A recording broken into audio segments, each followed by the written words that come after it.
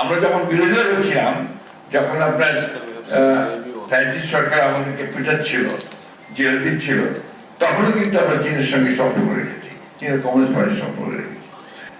I remember after the 5th of August of 1925, is that 24? 24. Most probably it was the 7th of August he met me. You remember that?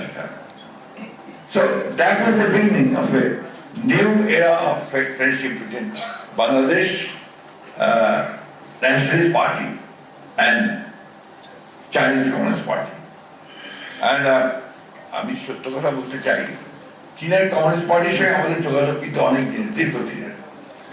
BNP as a political party, আমরা চীনের communist পার্টির সঙ্গে আমাদের সম্পর্ক দীর্ঘদিনের। আমরা যখন বিরোধী দলে ছিলাম, যখন আপনার ফ্যাসিস্ট সরকার আমাদেরকে পিটাচ্ছিল, জেলে দিচ্ছিল, তখনও কিন্তু আমরা চীনের সঙ্গে সম্পর্ক রেখেছি, চীনের কমিউনিস্ট পার্টির সম্পর্ক রেখেছি। অ্যান্ড আই রিমেম্বার আমাকে আপনার দাওয়াত করা হলো, that was on the 2017, to attend a convention of all the political parties of the world. There were 116 political parties. Political parties are there from different world. Even the US Republican Party was also invited there. And President Xi Jinping, he in fact presided over the whole convention. I remember.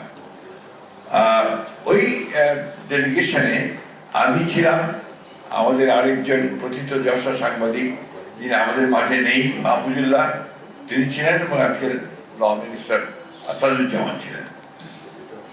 আমার মনে আছে ওই কনভেনশনে আমরা যখন international কমিটিতে যাই, আপনার DG ছিলেন, তার সঙ্গে দীর্ঘ আলোচনা আমাদের হয়েছে। তখন থেকেই আমরা বুঝতে পারছিলাম যে চীন শুধু একটি দল নয়। যদি আমাদের সে সময় একটা অভিযোগ ছিল যে চীন শুধু আওয়ামী লীগকেই দেখছে, আমাদেরকে দেখছে না, কিন্তু আমরা তখনই বুঝতে পেরেছিলাম যে চীন তার চতুর্দিকে সকলের সঙ্গে সম্পর্ক তৈরি করে চীনের যে বাণিজ্য, চীনের যে ব্যবসা, চীনের যে স্বপ্নের দিকে গিয়ে একেবারে শেখরে ওঠার যে যুদ্ধ, সেই যুদ্ধে তারা বাংলাদেশকে অবশ্যই তারা সঙ্গে রাখতে চায়, বাংলাদেশ জাতীয়তাবাদী দলকে তারা সঙ্গে নিতে চায়।